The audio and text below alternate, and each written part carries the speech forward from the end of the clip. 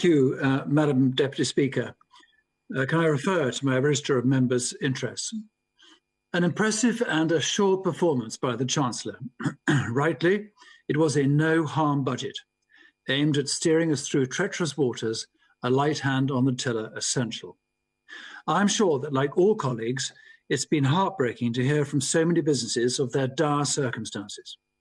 They are run by men and women who have worked hard, taken risks, often having to mortgage their homes, all to make a living for themselves, their families, and of course their staff. It is this industrious activity that pays for the public sector, not least the NHS and our schools. To raise taxes now would literally be the straw that broke the camel's back. So I applaud the Chancellor for not listening to one or two commentators who used to frequent this place. The Chancellor's upbeat speech rightly called on enterprise and innovation to reignite our economy, both internally and from abroad.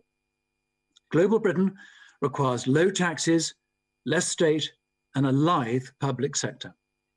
Bureaucracy and red tape still afflict progress, but now we are out of the EU, there is no excuse not to pursue conservative values and philosophy. That includes low taxes, Chancellor.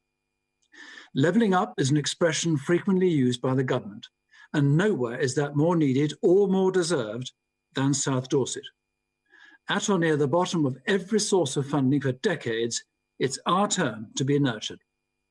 I shall soon be presenting a business plan to the Prime Minister and Treasury drawn up by business leaders in my seat. To ensure we attract businesses and investors, we need help to improve our infrastructure. Our over-reliance on tourism and hospitality does little to boost incomes and raise living standards. I also compliment the Chancellor on extending help to those who are struggling, many through no fault of their own. However, this staggering level of borrowing cannot go on forever. The way out of this financial meltdown is to work our way out. The Chancellor is right to warn that repairing our finances will take the work of many governments over many years, and that's not taking into account the dual spectres of inflation or rising interest rates. One or both could easily put the ship on the rocks. Nothing is more important now than to support and nurture the private sector.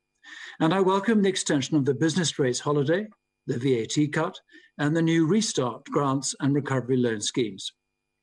However, it should be noted that some businesses will not be able to repay the loans they've already taken out. On a positive note, the budget will give reassurance to business with restrictions lifting and the economy reopening. For let me repeat, we must never forget that it's the tax paid by these businesses that fund our NHS, schools, and more besides. The country back to work now is crucial, and the sooner the better.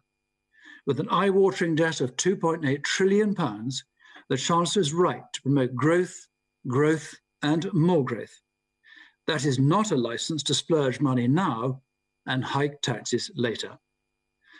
The former is necessary in the short term, but clearly cannot go on indefinitely. Cutting this support is going to cause pain. Dishing out money is easy, taking it away is another matter. But this is why everything must be done to support the private sector, because they create the jobs, not the politicians. We create an infrastructure within which business thrives. My concluding message to the Chancellor is this: watch the spending and do everything you can to help those who generate our prosperity and jobs.